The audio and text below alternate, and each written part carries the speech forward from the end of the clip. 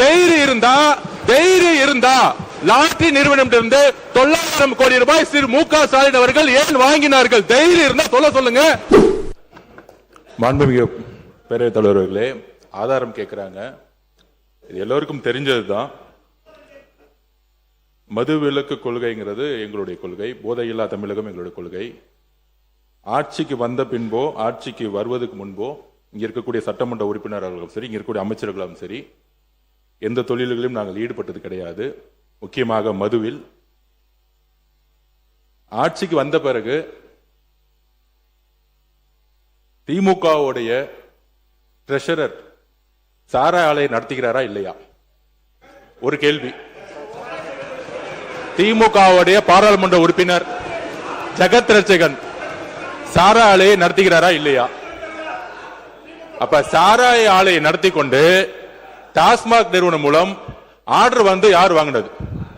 அப்ப இது பேர் தான் கான்ஃபிளிக்ட் ஆஃப் இன்ட்ரெஸ்ட். அரசே, திமுகவே அரசு, திமுக இருக்கக்கூடிய பாராளுமன்ற உறுப்பினர்கள் சாராய ஃபேக்டரி நடத்துறாங்க. திமுகவுடைய பொருளாளர் சாராய ஃபேக்டரி நடத்துறாங்க. திமுகவுடைய ஐடி மினிஸ்டர் இருக்கிறவர் சாராய மினிஸ்டர் நடத்துறாங்க. இதுக்கு மேல என்ன ஆதாரம் வேணும்? பேசுங்க. ஒரே ஒரு நிமிஷம். மாண்புமிகு உறுப்பினர் லாட்டரிங்கிறாங்க.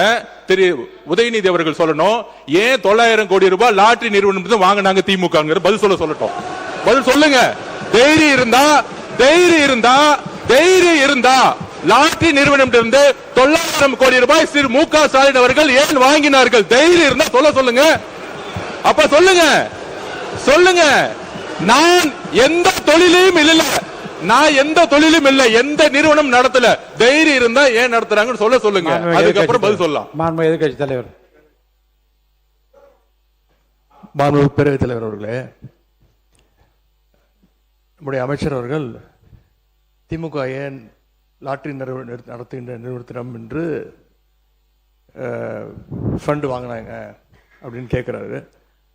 அது கொடுத்தது அவருடைய மாமனார் தான். அவருடைய மாமனார்கிட்ட கேட்டு அந்த விளக்கத்தை அவர் பெற்றுக்கொள்ள வேண்டும்.